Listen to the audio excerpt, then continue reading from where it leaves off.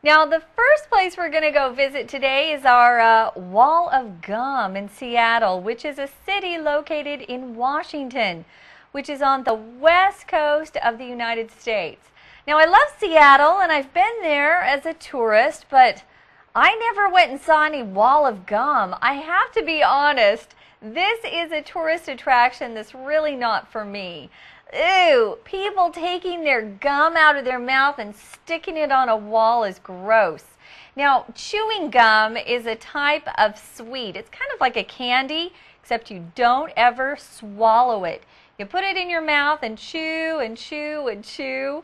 It's usually sweet. Now, some people like bubble gum, which means you can blow bubbles with it.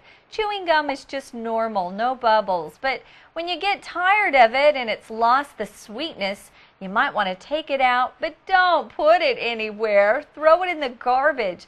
Some people in Seattle go to this special wall and stick their gum there. Right. So again, sometimes the gum doesn't end up in the trash or in the garbage. And this is especially true in Seattle, home of the Wall of Gum. If you talk about something being especially true, it means it's really the case. It's truly the case. It cannot be not exaggerated at all. It's extremely important, okay? So again, it's especially true in Seattle.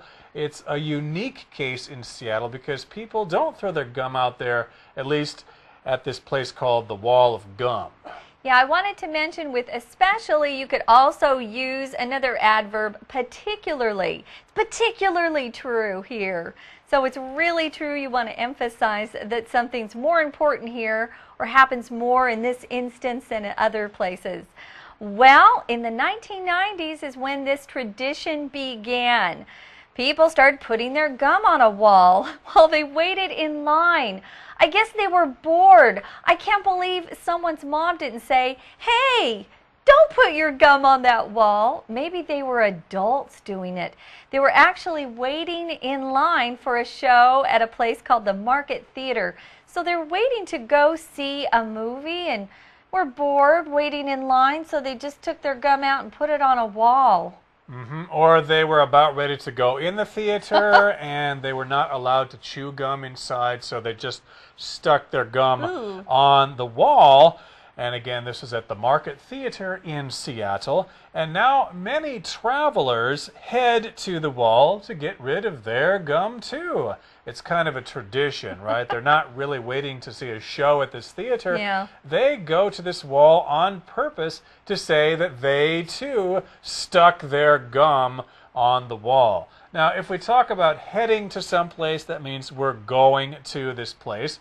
For example, next weekend I'm heading down to Kending for a vacation. Well, here to head to is our shortcut for you for today, so let's take a closer look.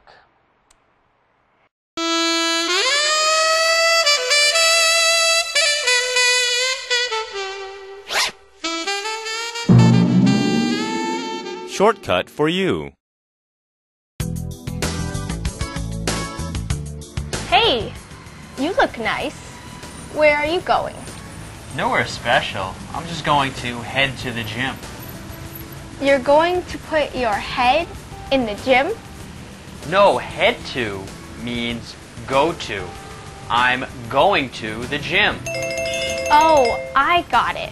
Head to means 前往的意思. It looks like you're going out too. Where are you heading to? I'm going to head to the library to study some more English. Oh, look, there's our bus. But it doesn't seem like it's stopping. It's already heading to the next stop. Hey, wait for us!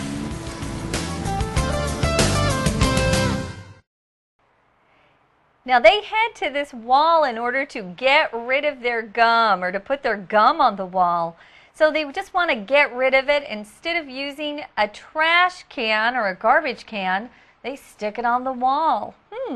Now, this is a classic example of look, but don't touch.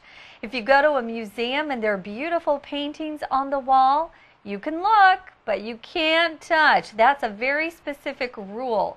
When you talk about something being a classic example, it just means it's perfect. It has all the right elements, and it's something that's typical of what you would expect.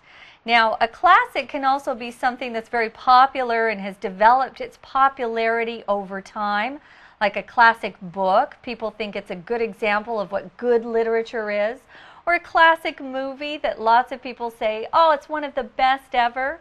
Here we're talking about a classic example of looking but not touching. Okay, everybody, it's time for our Chinese teacher, and then we'll be back.